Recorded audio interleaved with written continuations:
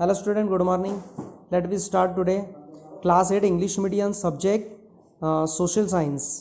The first unit and first chapter, the advance and expansion of the British power in India. इस पहले chapter को हम देखते हैं, ठीक है ना। कुछ इसके क्वेश्चन जो आपको पीडीएफ फाइल में दे दिए थे उसको हम एक्सप्लेन करेंगे। क्वेश्चन है सबसे पहले चैप्टर का नाम, जो ब्रिटिश पावर था, ब्रिटिश पावर उसका इंडिया में आगमन किस तरह से हुआ और उसने अपने आप को कैसे फैलाया। ठीक है, इस चैप्टर में हम यही देखेंगे। इसके कुछ क्वेश्चंस देखते हैं हम सबसे पहले। Let's go on the questions. Let us start the first question. Why did European trading companies come to India. भाई जो यूरोपियन जो व्यापारिक कंपनी है वो भारत में क्यों आई थी। चलिए देखते हैं। The European trading companies come to India for trade. Trade मतलब होता है व्यापार। तो जो यूरोपियन कंपनी है वो भारत में क्यों आई थी, व्यापार करने के लिए आई थी।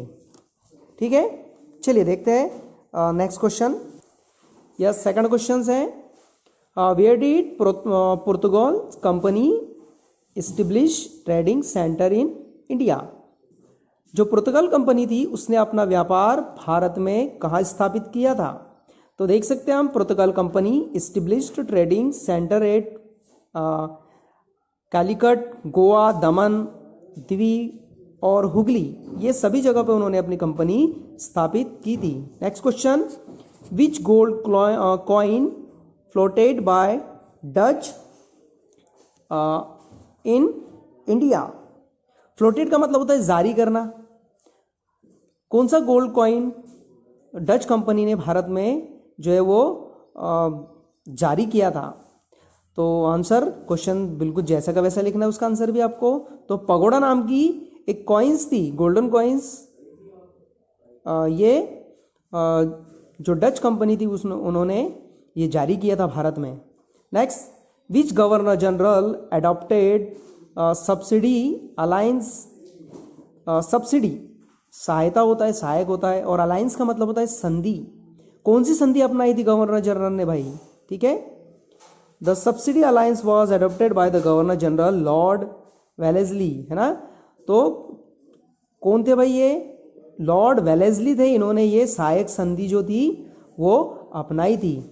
Question number 5, give two reason of British success in India. Bharat में ब्रिटिश जो कंपनी थी या ब्रिटिश के सफलता के दो कारण। A phase of political distribution began in India after the death of Aurangzeb. ठीक है, उन्होंने जो पॉलिटिकल डिस्टिंग्रेशन शुरुआत की थी, उन्होंने पॉलिटिकल डिस्ट्रीगेशन की।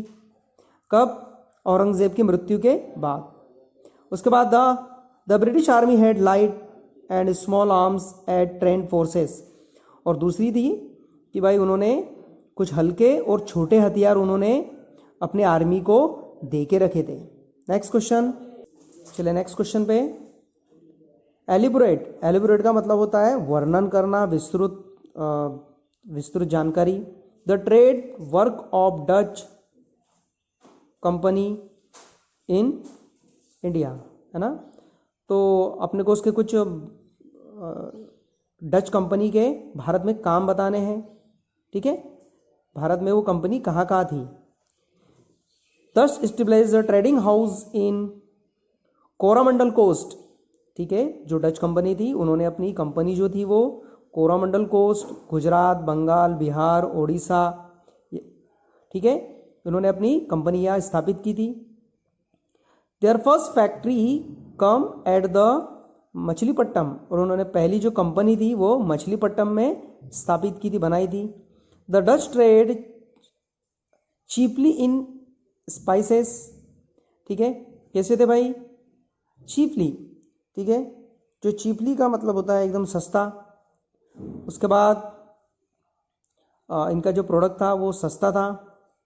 इंडिगो, उसके बाद रॉ सिल्क, लेड, राइस, चावल, ओपियम, अफीम, ये सब वहाँ पर ये माल सब तैयार होता था।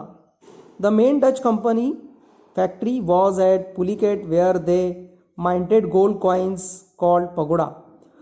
और जो डच कंपनी थी वो पुलिकट में उन्होंने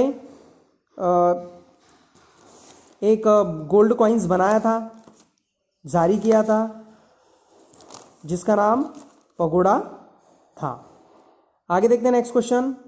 what is the reason of rivalry between European trading company.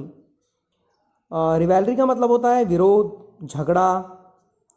ठीक है, तो क्या कारण थे यूरोपियन ट्रेडिंग कंपनीज के बीच में झगड़े के, क्या कारण थे?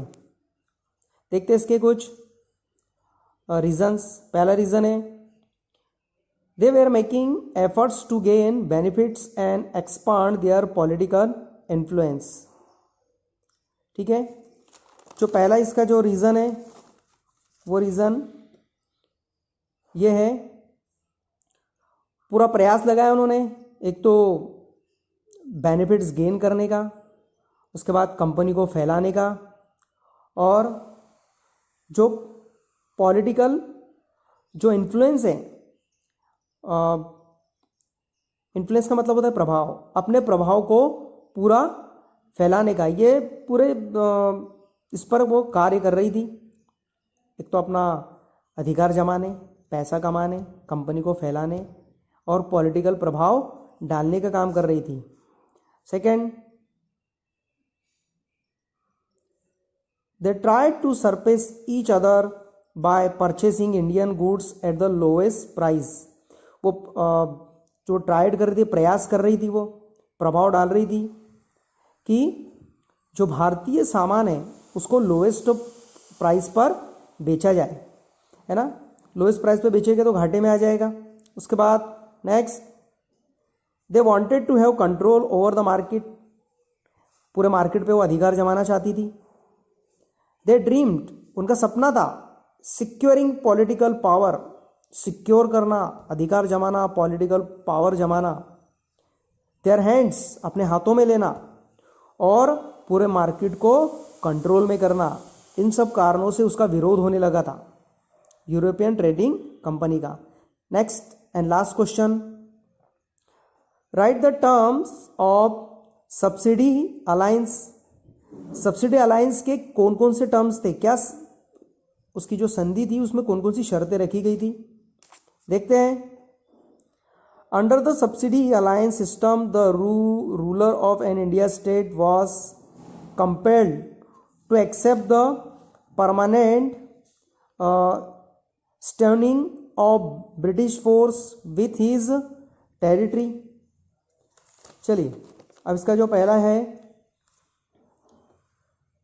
कि सब्सिडी जो सहायक संधि थी वो सिस्टम के अनुसार जो इंडियन शासक थे वो कंप्लेन, उनको मजबूर किया जाए ताकि वो एक्सेप्ट कर ले permanent stationing of British force, है ना.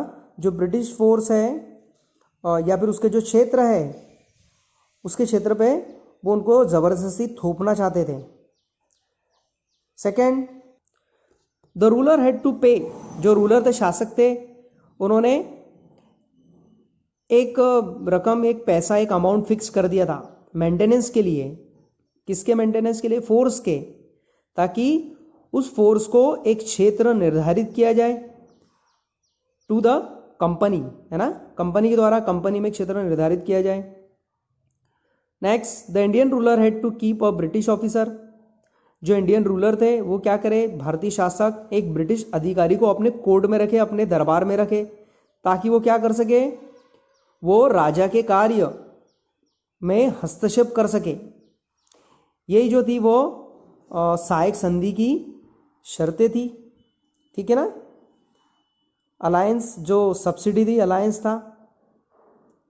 नेक्स्ट क्वेश्चन जो अगले वीडियो में आपको सेंड किए जाएंगे, है ना. अभी केवल आप इसको समझ के लिख लें.